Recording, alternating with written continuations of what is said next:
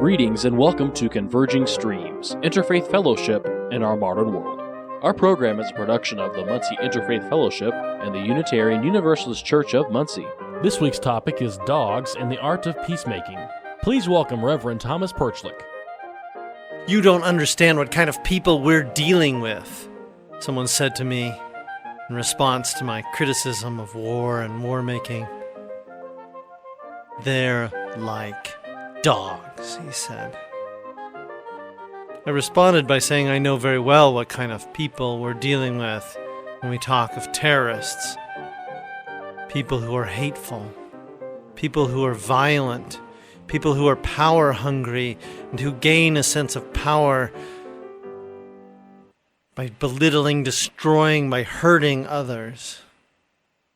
But I also know of a greater power in the world. And I know something about dogs. And I know that power, that deep-running, God-given power, has the ability to turn wild wolves into household pets and to heal human relationships. I used to be a cat person. I still admire their graceful beauty, the cat-like way they move, sleek and silent, the calm self-composure they embody. But then my wife became allergic to cats. We couldn't have them as pets. One day there was a family meeting where we all sat around and discussed the idea of getting a dog. I was set against it. My idea of dogs was perfectly caught by Richard Adams in his book Watership Down, where the rabbit Ella Rera disguises himself as a dog by making a rubber nose and rubbing himself in the most disgusting things he can find, all in order to convince Rouseby Woof, the dog, to go and abase himself before the great Queen Dripslobber. Dogs have also attacked me a couple of times, like back when I was a paperboy especially, so I was the lone dissenting voice in my family against getting a dog. 2 times we've had this meeting, and both times I have just said no to dogs. Over the year, my image of dogs as noisy, slobbery, messy, obnoxious creatures has not changed. However, I have slowly come to find myself to become fond of the beasts. Their energy and joy for life is contagious. They force me to get daily exercise, and more importantly, I've learned something from dogs that applies to all relationships. It is possible to communicate, to even get along with those others who seem too different, too difficult to be worth the trouble. Each of us, perhaps at work, perhaps in our families, perhaps in marriage even, may find ourselves in a relationship with someone who lives in a manner that's contrary to what makes us comfortable. Because we're all interconnected, it is essential that we learn how to get along with such people. We need to make peace with those who are difficult to make peace with, to listen carefully and speak clearly with them. The poet Joseph Doomer, in his book Dog Music, wrote, "Dogs, perhaps because we have brought them halfway over toward the human, can sometimes take us halfway back to the urgencies of the animal body, the urges of the animal mind. It can only do us good." He goes on to note, American poets have adopted the dog as a kind of heraldic metaphor for certain virtues. Of course, dogs have their vices as well, but our relationships with them inevitably lead us to the ethical and even moral dimensions of our existence. Our relationships can serve as the text for a theology of relationship, a philosophy of engagement. Even for those of us who have no dogs in our houses, their image can evoke a certain quality of relationship, of healing and saving power in friendship, or of peacemaking, and the essentials of forming a more humane society. Dogs have this power because both they and human beings are deeply social creatures. Who we are is determined by our relationships. Even those who strive to be different and uniquely individual, perhaps by coloring their hair in an unnatural color or putting pieces of metal in their faces, are trying to communicate with others. Their decor says, "Notice me, I am here," or "If you're willing to look beyond the surface, then you can be my friend."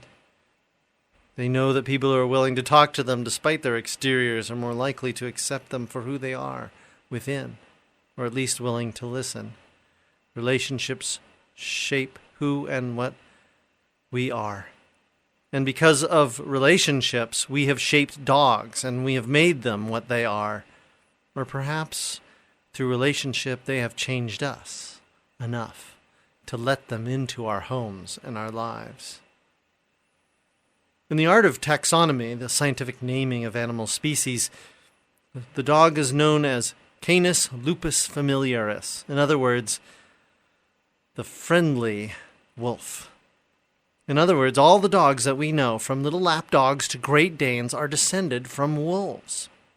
No one knows exactly how it happened, but at some point wolf pups or perhaps some other low-ranking wolves found that they could get better meals by becoming part of the human society than remaining purely within the wolf society. As scavengers and partners around the edges of human communities, they thrived.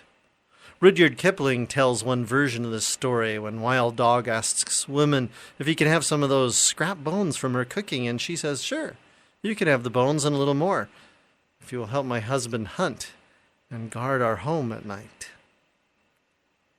In the National Geographic of January 2002, there was a mention of a 12,000-year-old grave in which a dog and a human being were buried together. Some people have proposed that the rather sudden extinction of mastodons at the end of the last ice age was the result of an effective hunting team that dogs and humans formed perhaps 50,000 years ago. We have been together for a long time, is the point. All in all, dogs are generally considered to be the first domesticated animal, and that partnership has been very successful.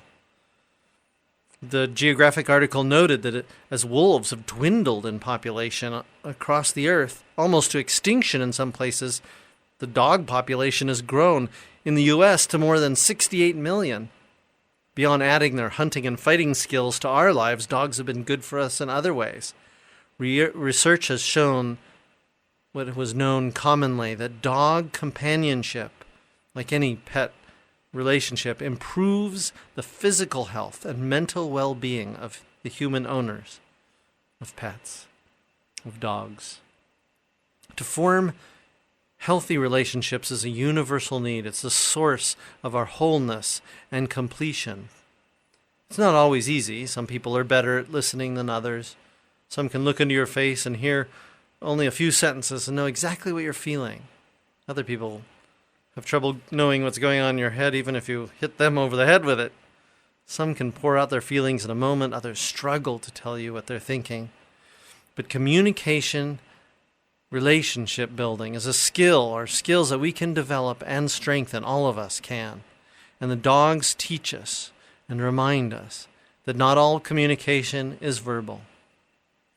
I have seen people who don't know how to communicate well with dogs as well as people. They call out, "Come here, come here, come here," over and over and over again, while chasing their dog all over the neighborhood. The dog enjoys the game, learning that "come here" means keep running until I hit you and drag you inside. Sometimes people try to use complex sentences to talk to dogs. Dogs don't understand complex sentences. Simple words, direct and honest, work best. Good communication begins with listening to another, but also speaking clearly one's own needs and desires. It's this way with dogs or humans. Sometimes we lose awareness of what we want and do not speak. Or when we get around to trying to tell people what we need or what we feel, we'll couch the words in careful language, talk all around it. Instead, it is much better to speak clearly, without having to insult another. We can say what we want, and if there is any trust, any communication in the relationship, we can expect the other to work on our behalf. Some people are misguided in their desire for relationships, seeking power over another, whether it's a dog or a human, but the greatest power in either relationship is always with. The best relationships are mutual. If we seek to form such relationships, we'll become peacemakers, and deepening of community will come around us. As the ancient rabbi said, "Blessed are the peacemakers, for they shall be known as children of God." And the kingdom of God is within. Or, to put it in modern terms, it's between y'all. Roger Plunk, who's an international mediator and author of The Wandering Peacemaker, recounts his experiences and philosophy of being a mediator and the root of communication, which is knowing the audience first. Seek first to understand and then to be understood. He speaks of what he calls a global democratization, a transforming of the world where more and more it is not great kings and powers that are directing and determining people's lives, but individuals and small communities. Underlying this change is the deeper spiritual force that feeds all life, he says. If we are to overcome the world's seemingly insurmountable problems, we must reconnect with this force. In some way, explore spiritual solutions to old problems. My work as a peacemaker is very much connected to my spiritual life. Describes his trust in a presence that he believes is forming a transformation in the world. He tells of an encounter with a Taliban official just before the U.S. war in Afghanistan, and he wrote, "The mediator's first priority is to listen and try to understand. The second priority is to make suggestions that may take root and sprout into policy, to look for common ground." He understands that he cannot prevent all war by himself, but he knows also that he is planting seeds of peace.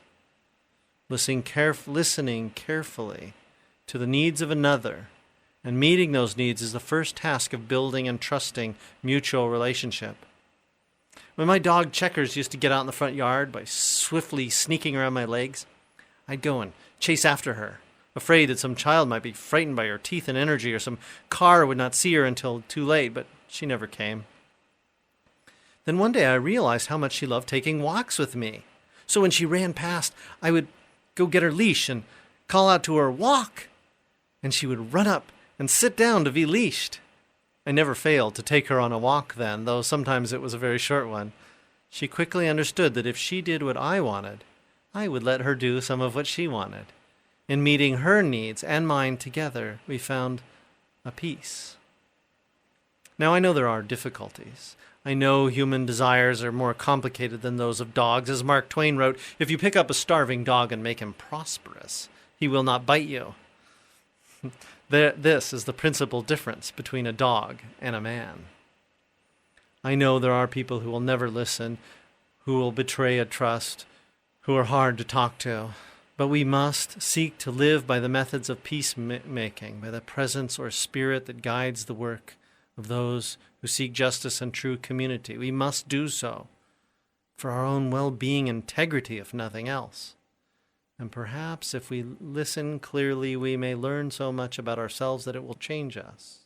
If we listen carefully to the needs of others and help meet those needs, if we speak clearly and forcefully our own needs and expect for them to be fulfilled, then we will, person by person, form all around us a more just, equitable, and truly humane society.